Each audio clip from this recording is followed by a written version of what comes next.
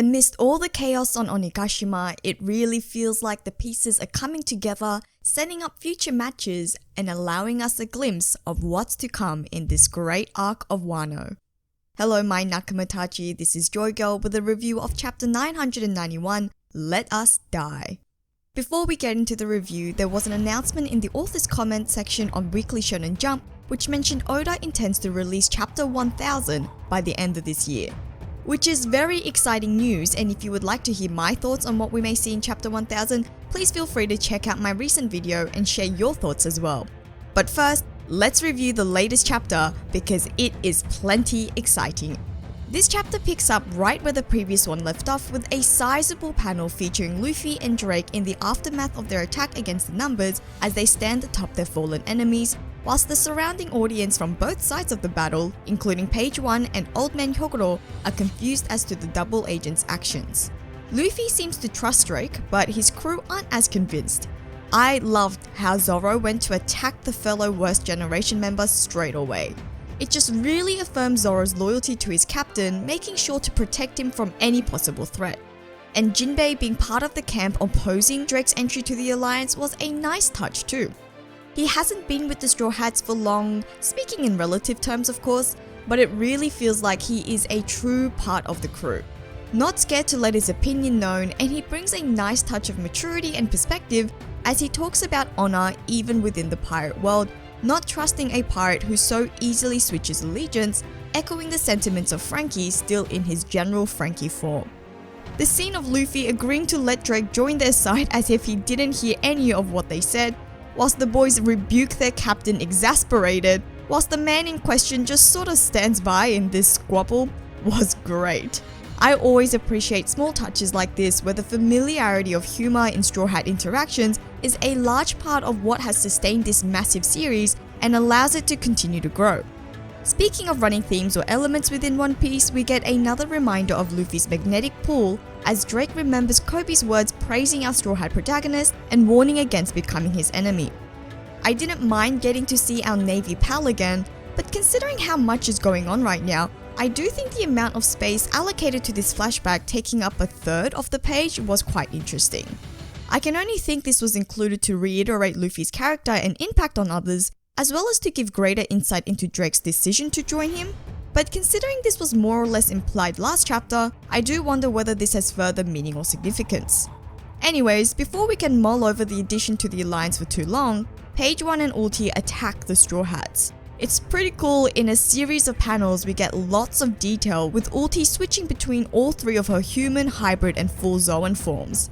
And in another moment of familiar One Piece humor, Sanji is wondering about this cutie next to Page 1 who the Straw Hat chef has already had the displeasure of meeting back at the Flower Capital. These two Tobiroppos have had the most interactions with the Straw Hat so far, which I am enjoying because I particularly love Ulti. I also thought it was interesting that the two only know Luffy because of their interaction earlier. This is something that I've been wondering about since their meeting, whether they actually heard about the Straw Hat captain before, but it seems from this chapter that it's only because he announced his intentions against Kaido earlier that he became subject to their antagonism. I mean, considering how much havoc Luffy has caused for Kaido even before the crew arrived on Wano, I would have thought that the members of the Beast Pirates, especially as high-ranking as the Tobiroppo, would have heard about Luffy before, so this just makes me want even more details about Kaido and how his crew works. Anyways, it's not only Zoro who came to his captain's protection this chapter, because Nami and Usopp also stand up to the Tobiroppo duo. Oda fits so much on one page with a mix of impressive declarations followed up by moments of comedy, such as when Nami seems to confidently challenge Ulti in a moment of badass bravery, but then hilariously runs away with Usopp soon after. Regardless, it does seem like Oda has set up the next match, which is actually a very interesting and exciting choice of combatants. Zoans are very physical beings, using their durability to their advantage in combat, so it poses a very interesting match against Nami and Usopp, whose fighting styles are much more specialty based and are not known for their physical ability, unless you count Nami's nuclear happiness punch. So I am very much looking forward to seeing how this fight would play out. I can see Nami and Usopp combining their abilities and tricks to try to get the upper hand, And of course, how can I not be excited about the prospect that our Straw Hats, even the relatively weaker ones, are all getting huge fights. On to the next development, we see another Worst Generation member, or rather, Luffy foresees Apu using his advanced observation Haki. This impressive use of Haki is quite heartening considering the foes Luffy will have to face. Apu is disappointed in the numbers who have fallen so quickly, and his exact words about the beasts having laid waste to towns only to be in this state whilst drunk at a party raises some questions. For one, I imagine there will be a greater backstory to the specific towns that Apu mentioned, and this wasn't included just to highlight the numbers' strength. I mean, we know that they leave Wano on some sorts of missions, so I'm eager to see this tie back in somewhere. And also, the focus on the numbers being drunk seems to mean that their level of sobriety impacts their strength, as Apu is glad to see Hacha maybe sobering up. Which, as bad as the news it is for the Lions, is quite welcomed on my end. I expected the numbers to be formidable opponents, but they've been quite anticlimactic, being one-shotted last chapter. So seeing Hacha's strength in holding up another one of the huge numbers is promising, and considering Oda is still keeping them in relevance, I imagine there is more to the ancient giants than we have seen so far. Which means I am looking forward to their next match, which seems like it's going to be against Frankie.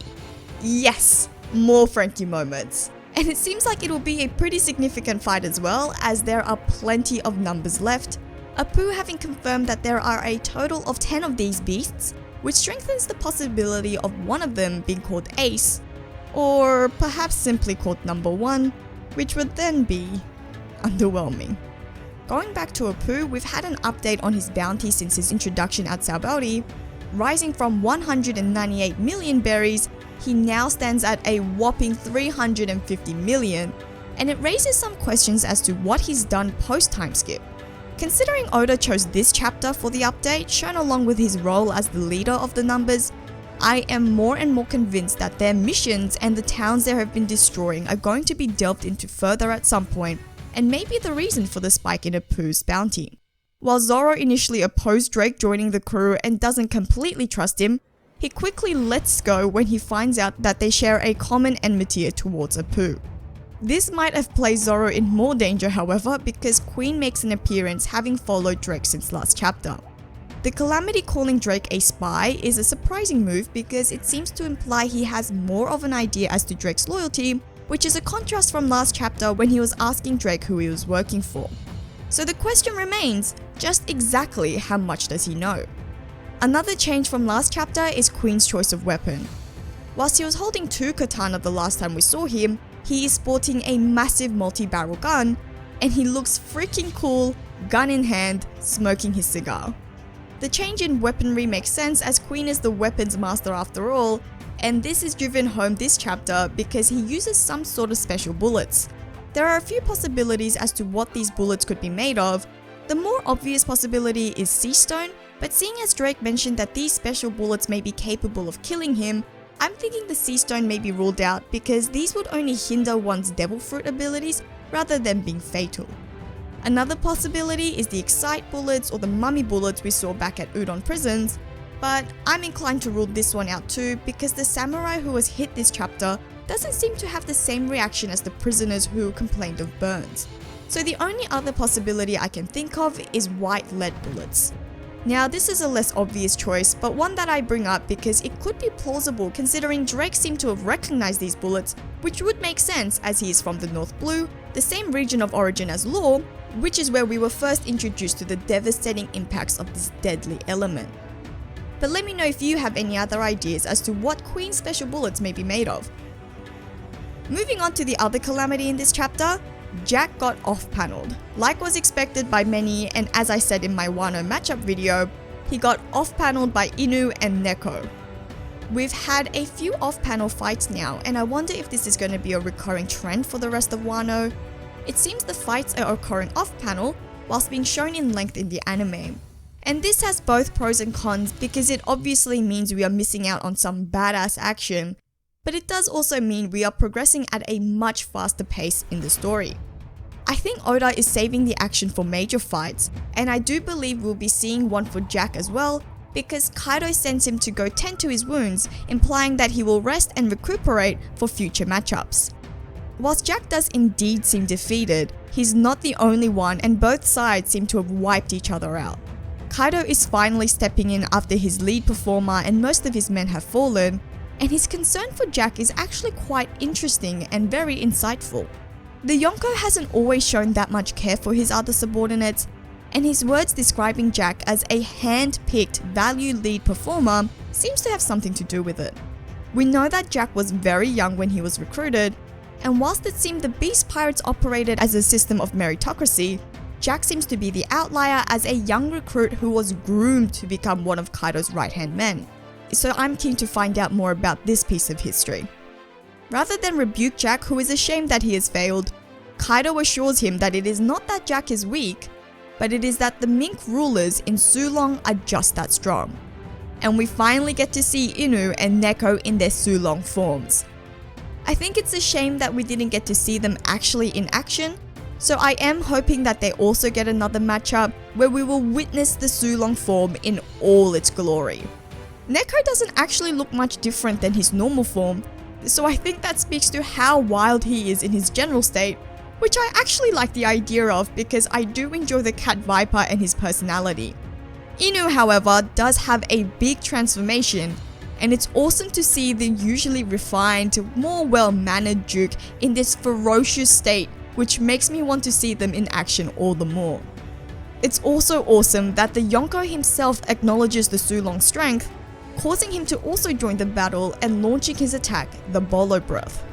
But this attack is thwarted by Kinemon, whose ability to cut fire comes of very handy use in his counterattack, Foxfire style Flame Rend. I love Kin's rise to badassness here at Wano. He hasn't really fought much before or hasn't made a significant impact in the past. I mean, he was easily handled by Law and Doflamingo in the past, but we know this doesn't actually say much of his power, because in the world of One Piece, it's not a simple case of who is stronger. Much more comes into play, and factors and abilities play a massive role in matchups. In this case, Kinemon and his fire cutting ability, which was hinted to be important back in Punk Hazard as Zoro was so impressed by it, is very apt here against Kaido. It is very clever of Oda, who has devised the leader of the Scabbards, to have this advantage.